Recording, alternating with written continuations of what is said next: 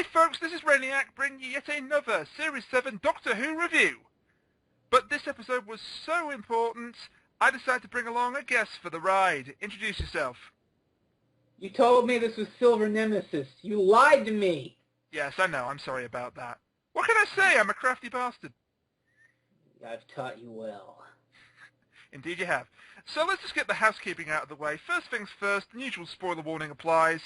This review will contain spoilers for Nightmare in Silver, so if you haven't seen it, then please do not watch or listen to this review until you've seen it in full. Trust me, the episode's a lot better if you do that. But there's a special spoiler warning for next week. Because next week's episode is the finale of the series. There's been a lot of building up to this. Unfortunately, BBC America have been complete idiots and leaked the episode 6 days before it went out. Good job, America! Yeah, good job, America. So basically what I'm saying is, common sense applies, people. Please do not, if you've seen the spoilers, and I'm not suggesting you have, and I would also recommend you don't, but if you have, please don't reveal any of the details of the comments to this video. We can discuss it in great length for next week's review. You can wait 3 days to yell about the fucking thing. I certainly can. Yeah. So for now, let's talk about Nightmare in Silver. Yes, Nightmare in Silver. So, this was quite an interesting episode. Here are my initial thoughts on it. When I saw the trailer for last week, I was excited. When I saw that Neil Gaiman was writing the episode, I was beyond excited. And I'm not so sure it lived up to my expectations. What do you think, Frezno? Well, I really liked it. I don't know if it's like the best episode of this half of the series, but I'd put it up there with Crimson Horror and Cold War and I don't know anything. I'd say I'd put it in my top 3, maybe a number 4 for best episodes of this series so far. Okay, that's a very fair opinion, and this is kind of the reason I want to get two people involved here, because we have different opinions about this episode. We sure do. I thought it was okay. I really like it. Well, wouldn't put it up there with Crimson Horror or Cold War. And if you told me, by the way, 6 months earlier that the best 2 episodes of the series would be written by Mark Gatiss, I'd have slapped you in the face. That still hurts. Yes. Well, that's what you get for telling me that the best episodes would be written by Mark Gatiss. Well, no, I was right, wasn't I? I think it was an average episode, apart from one thing we will get to later, which Frezno is dying to talk about. But Okay, it needs proper build-up. Yeah, okay, get everything else out of the way. So the episode started, and straight away we got a couple of references to Willy Wonka. Yeah, you got Webbley's costume and the gold ticket. Yep. In fact, Webbley was kind of like a Willy Wonka in himself. I like the character of Webbley, although I thought he was rather underused. Yeah. He had a lot to do in the first 5 minutes, then he got upgraded, or converted, or assimilated, or whatever the hell you want to call it. Well, he basically existed to sort of spur on that other thing. Oh, yes, which we still aren't talking about. And once that happened, he just sort of He was the spokesman for the Cybermen until that other guy came along. Well, he did get a rather good scene towards the end of his run where that other guy reactivated him to kill the children. Welcome. And I'll see if I can deliver the line with justice, because it was a great line. Welcome to Webbley's World of Wonders, home of delights, delicacies, and death. Beautiful. I'm not that great at delivering. And then he either got zapped by one of the hand tasers, or blown up. Or blown up with the entire planet. Yeah. But he wasn't as underused as other members of the cast, which we'll get to in a moment. He also provided a few nice references to previous stories. In his collection, there were quite a few monsters and other references to previous stories. You spotted the dummy from God Complex almost immediately. Yeah, those things are pretty, they're hard to miss.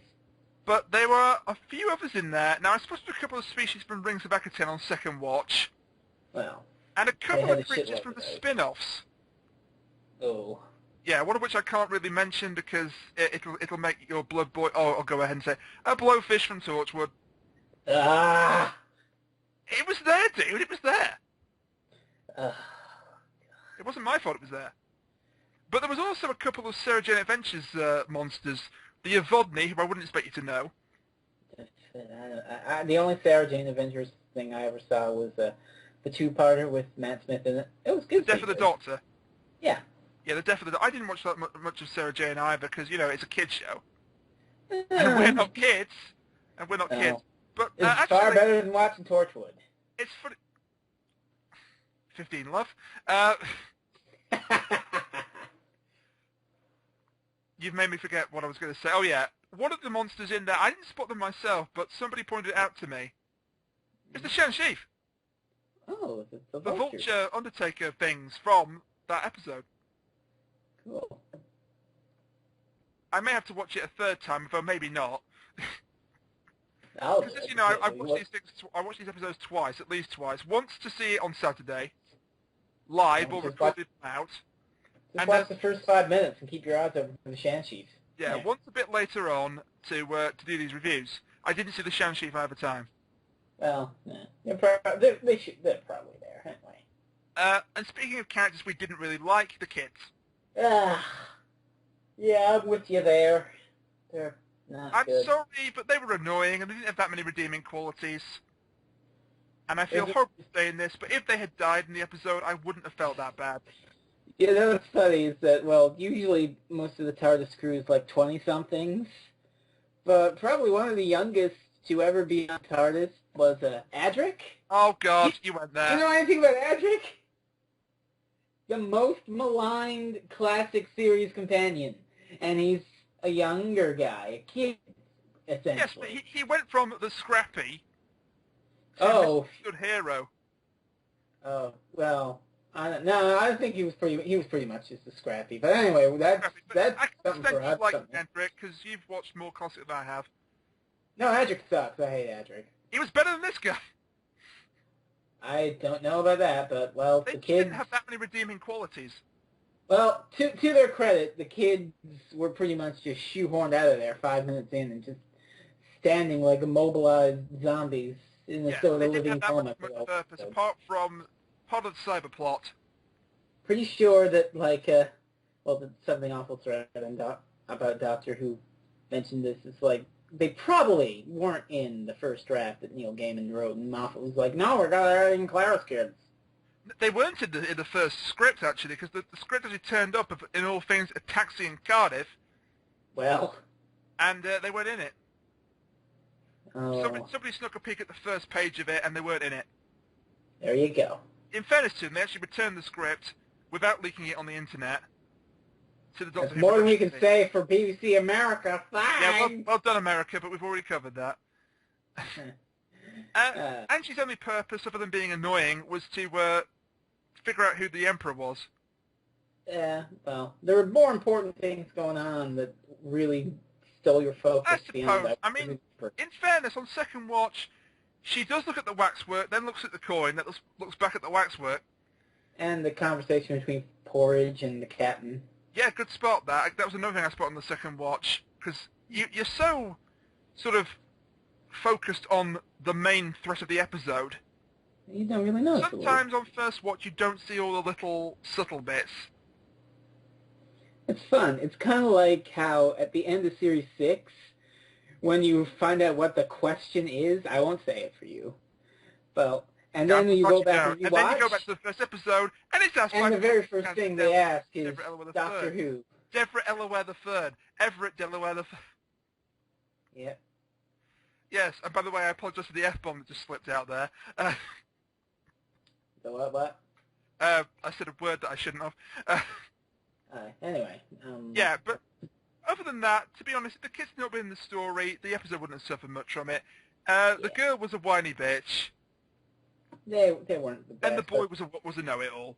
Oh, they're gone now. They dragged down the episode, but they're not ever coming back. Watch now, they'll be in the finale. Oh God, no. They will be in the finale. I'm almost guaranteeing it. I heard rumors that they're going to be in the 50th anniversary. You did? I think. I just have 4 words to that. Detonate the reality bomb.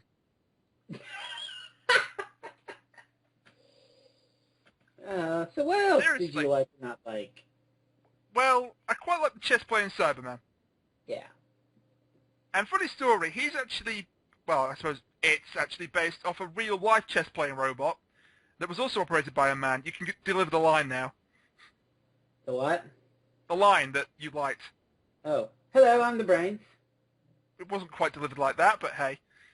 Oh, yeah. Yeah. Another fun thing, if we're talking about things, is there's another Doctor Who-related thing with a chess-playing Cyberman, the Silver Turk, an 8th Doctor audio play. Yeah. Everyone should listen to 8th Doctor audio plays because 8th Doctor owns outside of that movie. Nice plug on the 8th Doctor audio thing. Of course. But yeah, isn't Mary Shelley in that as a companion? Yeah, I really need to listen to that. Yeah. So I like the chess-playing Cyberman, although he kind of disappeared completely. Yep. He's there when Webbley gets converted, and then when the Doctor turns up, Webbley's gone, and so is the chess-playing Cyberman. It didn't have legs. Where'd it go? And it didn't have a voice. Right, Webbley so how did it say upgrade upgraded progress? You thought the Cybermites maybe gave it a voice. Yeah, Cybermites. For me, this was just one of several different plot holes. Yeah. The Cybermites are pretty creepy, though. The Cybermites were pretty creepy. Especially the scene where Webbley, who was now a Cyber Webbley, threw them at the Doctor. Yeah. That was a really creepy visual. Yeah. I think we both liked Porridge, didn't we? Yeah, Porridge is okay. Did you like the revelation that he was the Emperor? I guess. It's all right. It took me really by surprise. It's like, oh, okay. On the first one. On the second one, it's fairly obvious because of what the captain said to him. And also, yeah. I forbid you to do it. Well, if he was just a random dwarf, would she really have taken orders from a random dwarf? Maybe. Maybe not. And on the subject of the captain, I'm afraid she was utterly wasted. Literally wasted. She was literally wasted. Bam! She didn't even get a proper name in the credits. Oh, what was it? Alice or her real name was Captain Alice Ferrin. Yeah. You look at the credits, she's just listed as Captain. Lovely. None of the army got much of a character, did they? Or names. And again, they're just guys for the Cybermen to shoot down. Yeah, they're cannon fodder. To be shot down or converted by the Cybermen. And they serve their purpose in that pretty well. Yep. But they don't get names or characters outside of Missy. Oh, well. I mean, look at the credits. You had Brains, Beauty, and Ha Ha. Good lord. Ha Ha! Ha ha. I'm not laughing. I am. It's a terrible name. When I heard there was a character called Ha Ha in Series 7, I thought he'd be a villain. Don't forget, James Bond had a henchman called Tee-Hee. Yes, but Tee-Hee was awesome and had a metal claw for a hand. You sure did. Let's talk a bit about the main focus of this episode, the new Cybermen design. I liked it. I liked it a lot. It's a lot more streamlined. You know I'm a fan of the Cybersmen. A lot of people aren't, but I'm a fan of the design, at least, of the Cybersmen. Maybe not so much the whole parallel universe thing, and I agree the that Cybermen keep changing all the time. I agree that their last couple of appearances have been really lackluster. The Next Doctor, Closing Time. Yeah, I liked Closing Time. They were good in Pandorica Opens, or the one Cyberman was good in the Pandorica Opens. Oh, the severed head that went after him. Yeah, that was a creepy scene. But I liked the new design of the Cybermen, and I hope they stick with that for the future. Maybe not so much the super speed. Yeah, not so much a fan of their new abilities. The super speed is silly. This is Doctor Who. It's not fucking X-Men. It has its purpose in battle, but it's only used to kidnap the girl. And it's got that whole plot hole logic of they use it once to kidnap Angie and then never again. Yeah, as I say, they should just fucking zoom through that base and break everyone's goddamn neck if they could have got super destroyed speed. everybody with that ability, but no, they just had to use it to kidnap one girl. Then again, it's just a TV show and you should really just relax. Yeah, I suppose. But is it wrong to expect something that makes a little sense now and again? Yeah, well... Even in science fiction? Speaking of Cybermen, another thing is that they've now ripped off the Borg from Star Trek. Oh, Yes. But with the whole, hey, we could shoot him. You shoot him with your gun a few times, it kills a few, but then they're like, oh, we adapted, upgrade complete. Yeah, upgrade in progress. I'm going to talk a bit. That's straight Borg. If you don't mind, I think we'll talk about that when we get to the battle scene at the end. Oh, yeah, sure. Because there were a couple of major problems with that gimmick I really had. Also, the detachable body parts. Some people complain it makes them like less like converted humans. Not very more practical, just, like, but creepy as hell. Oh yeah, That bit where the palms. soldier had to slap the pulse on back of the head. Yep. Only to be grabbed by its headless body. That's something. That sure is something. All right, we've put this off as far as I dare now. You can talk about Mr. Clever. Mr. Clever. Okay, kids. Here's the deal with me in this episode.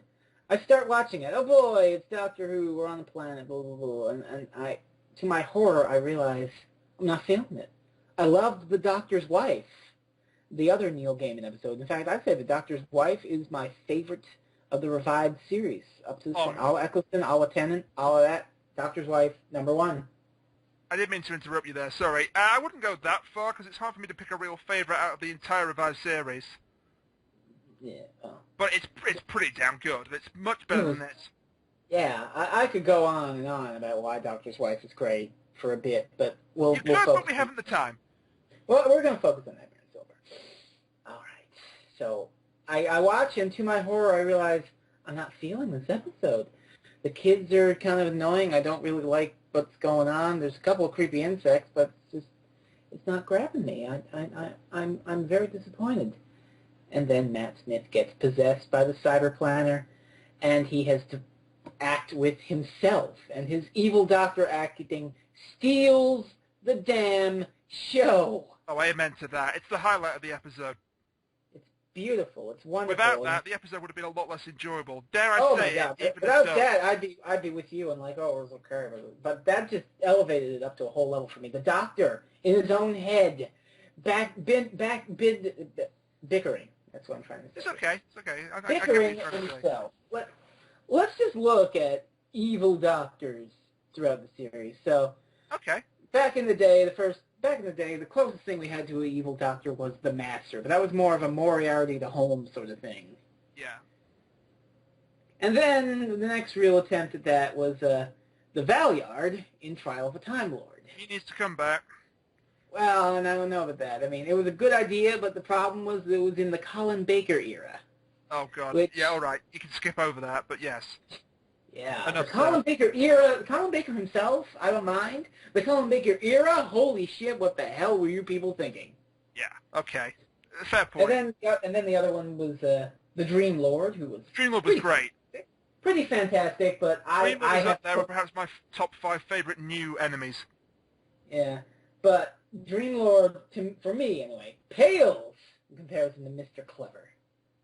Mr. Clever is charming, malicious, and he just has some of the best lines. It's just like... It's probably one of Matt Smith's best performances I've ever seen. It's basically him doing the Doctor, except saying also, I'm going to fucking kill you. Basically, yeah. That line where he's like, I have a game of chess to win, and you have to die. Pointless death, yeah. From home. Toodaloo. Yeah, that was brilliant. I bet you had a lot of fun doing that. I friggin' love Mr. Clever. Yeah, it's a shame he got killed. Yeah. That's cheating! Yeah, as he gets blown up. I just noticed in my second rewatch that when Mr. Clever gets the Cybermen to work on Matt Smith's chess problem, he's like, that's cheating! Yeah, that was clever. And also, just taking advantage of the resources. Step one. He turns it back on him. Yeah. And I love the fact I love the bit when he was mimicking 9th and 10th Doctor. Yeah, he did the little mimickings. He did fantastic. It really showed Matt Smith's acting ability. Oh yeah, and we had another sequence of every Doctor in a row displayed. This is gonna be unpopular, but I feel he's a bit hit and miss as an actor. There are times when he absolutely knocks the ball out of the park. Yeah. And there are times when he's kind of phoning it in. I guess so, yeah. I also want to talk about Clara. Well, okay, Clara. I thought she had a very strong episode.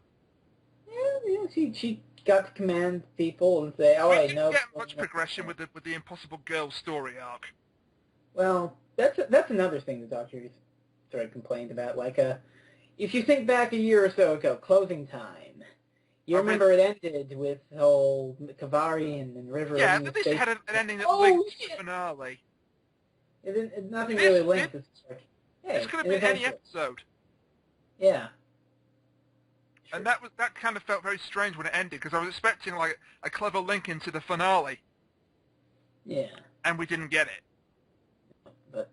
But you know that I'm pretty high up on Jenna Louise Coleman as an actress. I think she's a very talented actress. I like Clara. I mean, And I still kind of miss Amy Potts, but I like Clara. I thought once again she did a pretty good job of what she was given. Mm-hmm. I also love the fact she's not got feelings towards the Doctor. Yes. I love that line. Do you think I'm pretty? No, you're too short and your nose is too big. And you're too short, you're too bossy, your nose is crooked, or something along those lines. Enough. And also when the Cyberplan was complimenting her and she slapped him across the face. Ow! Yeah. Now we could... the final battle scene was quite well done between the Cybermen and the soldiers and Clara. It was tense as hell, cutting between the Cybermen advancing. I think we can all agree the second half of this episode was far superior to the first. Once Matt Smith gets possessed... Yeah, it ramps up in quality. I mean, I'm with you on it being mediocre up until then, and then, ooh! Yeah, I'd agree with that. And you want to talk about this upgrade in progress gimmick, now's the time to talk about it. Yeah, it's rich. I like it. It's innovative. It fits the Cybermen to a T. It sort of does, but I at the think same it was time... used a little too much. Yeah.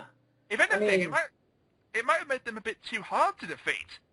I mean, yeah. I mean, let's look at the Cybermen. Like, just like the Doctor said, the early Cybermen had a weakness to gold or cleaning fluid. That one's a reference to the moon base. Yeah, there were a lot of references. There was the gold weakness. The moon base, where Polly pretty much just takes a bunch of cleaning solutions, mixes them all together, and sprays them at the Cybermen and kills them. Nice. Also, they're waking from their tomb right now. Yeah. That was definitely iconic tune. But let's look at how the Cybermen were attacked in this episode. You had the shots from the captain and her troops, which it brushed off. Yep. That's fair enough, because they're just weak, stunning weapons. Mm-hmm. Then you had one get blown up or disintegrated with the anti-cyber gun. I love that gun, just disintegrating gun. I like that gun. But that was another problem, because after a few shots, one of them took a shot that had previously disintegrated two of them and blown off 3 heads. They upgraded. I know, but I get the weapon was getting weaker, but come on, that's like taking a Stone Cold Stunner and not selling it. Okay, isn't that nice? You can't no-sell disintegration, come on. You can't no-sell disintegration because Stone Cold said so. Yes, whatever. You can't upgrade I'm refraining from making more. And also, the one that was electrocuted in the moat, could they at least had that destroyed and then another one says upgrade in progress? Yeah, I mean, come on. It took their... It almost made them too powerful. Yeah, I mean, what the hell are they going to do when they bring the Cybermen back? It's like... Blow up a planet. Blow up a planet? You had to blow up a planet to kill them. Yeah. I suspect, though, that what they'll do is they'll sort of have downgraded in the meantime. Yeah, or they'll encounter them earlier in the timeline. I love the Doctor's method of destroying and defeating Mr. Clever. 3 moves. Yeah, checkmate in 3 moves. Not rule 1, sorry. Move 1, turn on sonic screwdriver. 2, amplify hand pulse. 3, apply hand pulse. That's cheating. Yeah, it was pretty damn good, wasn't it? Beautiful, beautiful. As was Porridge's speech at the end. It was nice. He declares the Emperor to be the loneliest job in the universe, and again, comparisons to the Doctor. You could have been Queen of the Universe, Clara. If someone asks you to be Queen of the Universe, you say yes. Yeah. One day I'm going to be Queen of the Universe, and again, detonate the reality bomb. That'd be a great cliffhanger. To her instead, which would have been awkward as hell. That would be a great cliffhanger. Have the kid get lost in time, and then they come back, and then the end of the episode, statues to her. Hey, Lanji! And she died on the way back to her home planet. Oh, God. I'd have taken that. Oh, man. But Porridge's proposal to Clara came out of nowhere, but he handled the rejection quite well. Like, I don't. And I was laughing when he said, "I'll have you all executed." Go on before I change my mind. And his face changed. So that was Nightmare in Silver, and obviously the final shot of the Cybermite in space. Ooh, That's there to give the new breed of Cybermen a chance to come back. I'll get you next time, Doctor. Next time. Yeah, pretty much. So, overall thoughts. For me, this was a disappointingly average episode, which was saved by Mr. Clever. That's about the same for me. This was a disappointingly average episode until Mr. Clever, at which it became wonderful and great and psychic warfare inside the Doctor's head. Still not one of the best, I'm sorry. Well, there have been other average episodes that had terrific scenes, like The Rings of Akaten. I like Rings of Akaten, too. Yeah. I don't dislike it, but it's not the best. Yeah. But I really liked Nightmare. The first half was boring, and all the guest characters were that well fleshed out or used apart from Porridge. Yeah. But the second half was terrific. And another thing we have to mention before we sign off, the visuals were amazing. Oh, yes. It looked so damn pretty. It looked real great. Yeah, it did. So, that's all she wrote for Nightmare in Silver. As I mentioned about the upgrading gimmick, that it's maybe going to make them too difficult to defeat. But I like the Cybermen now, as they are. And I'm very happy they kept the stomp.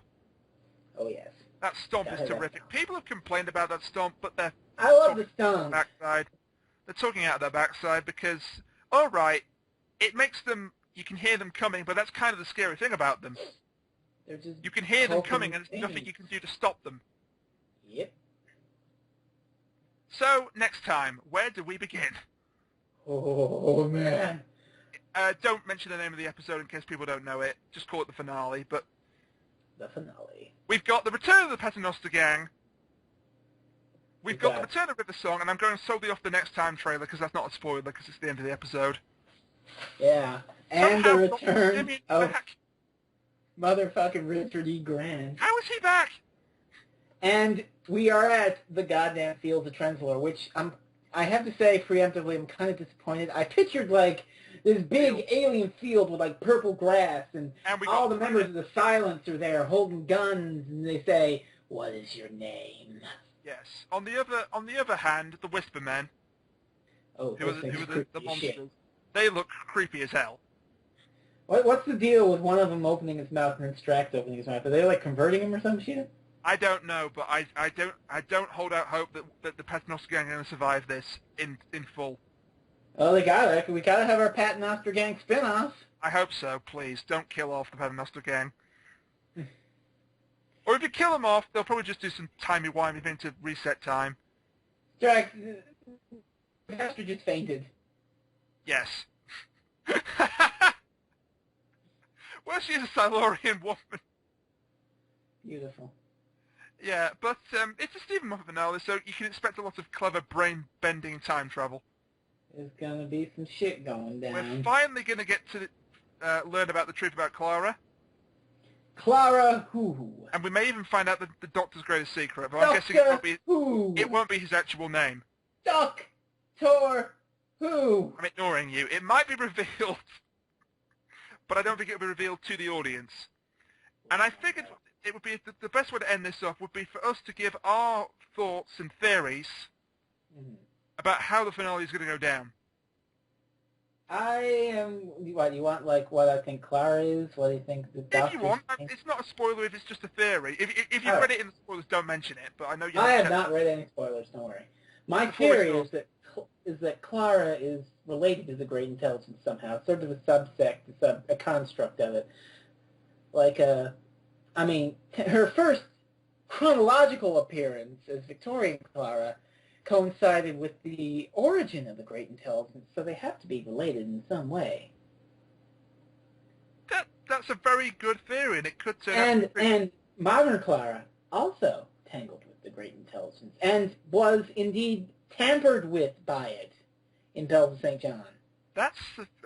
So your theory is she's a trap instigated by the Great Intelligence? Something like that. So you think that Richard E. Grant is the Great Intelligence, not Dr. Simeon? Yeah. It was Richard E. Grant's face in Bells of St. John when he was talking to Miss What's-Her-Face. Yes, but he wasn't an actual living thing, as we saw in in the trailer, but I digress. Well, there's something. I don't know. It's not a bad theory, and it may turn out to be the truth. Personally, my theory is sort of related to that. I reckon she's actually the Doctor's guardian angel through time. If you say she's the Ronnie, I'm gonna be... No. I'm not gonna do the she's the Ronnie stupid joke. That's been done far too many times. Nobody wants the Ronnie back. If you watch the episodes with the Ronnie, you realize she should never come back. I don't know who was behind it, but that's my theory. She's there to take a bullet for the Doctor when he's in danger. Interesting. If we think about Asylum of the Daleks, she died to save him. In The Snowmen, she died to save him. And I suspect it won't be the last time they've met. That's interesting. But we're probably both completely off knowing Stephen Moffat. You know what I'd really love to see is, like, multiple Claras in the same frame. You could get that, actually. That'd be neat. I wouldn't be entirely surprised if that happened. Yeah. There'll be flashbacks galore. There'll be a lot of clever time travel, as I've already said. It's going to be hopefully terrific. My only concern is it's 45 minutes long. Yeah. Well, so Wedding River Song was 45 minutes long, and and that was a mess. Whereas the Big Bang was an hour, and that wasn't so much of a mess. It tied my brain in a knot trying to work out all the time travel, but apart from that, it wasn't so much of a mess. Predestination paradoxes! Yes, which we're not going to go into. But that's my biggest concern, time constraints. Can they cram everything into 45 minutes without leaving anything out? Here's something. In Moff we trust. In Moff we trust. Anyway, thank you for joining me for this review. It's been a lot of fun. Yeah. We've been talking for over 30 minutes now. Well, I had to talk Mr. Clever out. Oh, we had to, because he was amazing. So good. So good. Anyway, thank you, everybody, for watching or listening to the review of Nightmare in Silver. And join me solo, I'm afraid, next time for the... I thought you were going to review The Underwater Menace next. That comes later. Until... Right. Until then, bye for now. See ya.